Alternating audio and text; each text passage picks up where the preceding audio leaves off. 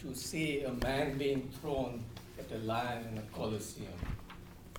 And as the lion roared towards the prisoner, mob cheered and there was roars and lot of noise. Just as the lion approached the prisoner did something in his ears, and the ferocious beast backed away with obvious terror on his face. And the man fearlessly walked away. So the emperor was so impressed by what happened, he called for the prisoner and said, "I'll grant you your freedom if you tell me what you did." The man bowed down to the emperor and said, "All I did was whisper in lion's ear that after dinner you are required to say a few words." So dear Speechcrafters, fellow Toastmasters, whether it's before dinner or after dinner, public speaking can be terrifying. Okay? However, it doesn't have to be that way. And Toastmasters has several ways to help you, and I'm going to share one of them, which is organizing your speech. So we'll talk about why is organizing important. We'll talk about how to select a topic. We'll talk about beginning and ending of your speech. And we'll talk about the main body of your speech. So why do you think it's important to organize your talk? Well, see, whenever you're speaking in front of people, you're either trying to sell them something or you're trying to convince them of something. So you need their attention. And it's important that they follow you from the beginning till the end of your talk. And so it's important that your talk progresses in some logical way. Okay, now this is quite okay that, yeah, everyone kind of accepts that it is important to organize your speech. But how do you select a topic? Now today I didn't have any choice, I was given a topic. Okay? When you have to do a speech in this type of setting, that's often a challenge. What I do is I just go to my family members and ask them, and typically I do get some good suggestions from them. However, there is another way. Think of subjects that you know a lot about. Okay? Then from those subjects, think of subjects that you're passionate about, you really love. And out of those, think about the audience. What would audience like to hear? And that would be your topic. Okay, so it's like in, I don't know how many remember the Venn diagrams.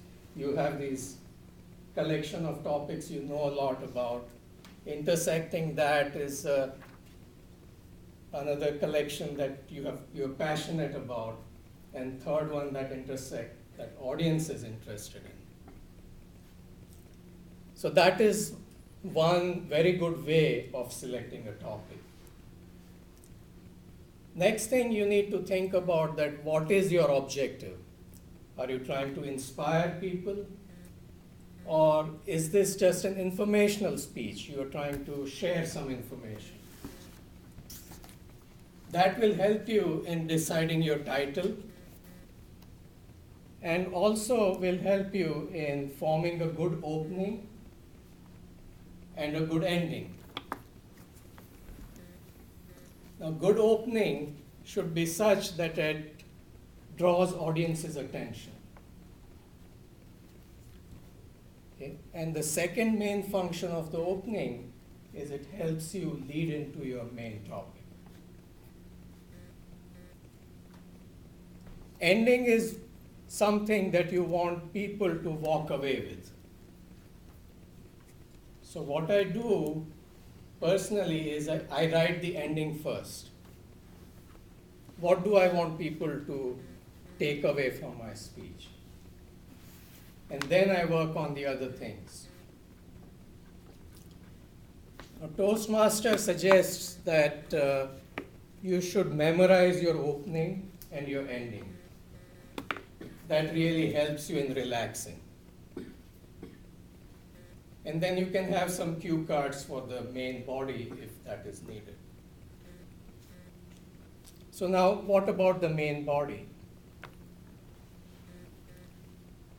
There, the main suggestion is that limit yourself to probably about 3 things you talk about. And for a shorter speech, like 2 to 3 minutes that you're doing, I would suggest maybe just 1 or 2 things to talk about. So for each point, you state your point, and then you have to support it in some way. You either use some statistics or some other proof, or you compare it with something else, or you can use a personal story. So let me give you an example. I was talking to a group of managers about performance evaluation. And I wanted to convey this point that by changing the perspective of the job that their subordinates are doing, you can really affect the attitude in a positive way. Okay, so this is a story I used for that. I was traveling back from a business trip, and I was waiting for my Uber ride. And I was looking around. There was this big construction site right by where I was standing. And I saw 2 bricklayers just getting started on a wall. And I started observing them. One bricklayer was obviously not with it, very grudgingly. He was picking up brick and laying them down. And you could see in his body language that he just didn't like what he was doing. And the other bricklayer was just singing, and he was in his zone and doing his things, and it was very obvious that he really enjoyed what he was doing. Now that got me thinking, 2 people doing kind of same job, very menial job, and very different attitude. So I went and talked to them. So the first guy says, "Don't you see what I'm doing? I'm just picking up these bricks and laying them here. All day I just keep doing this."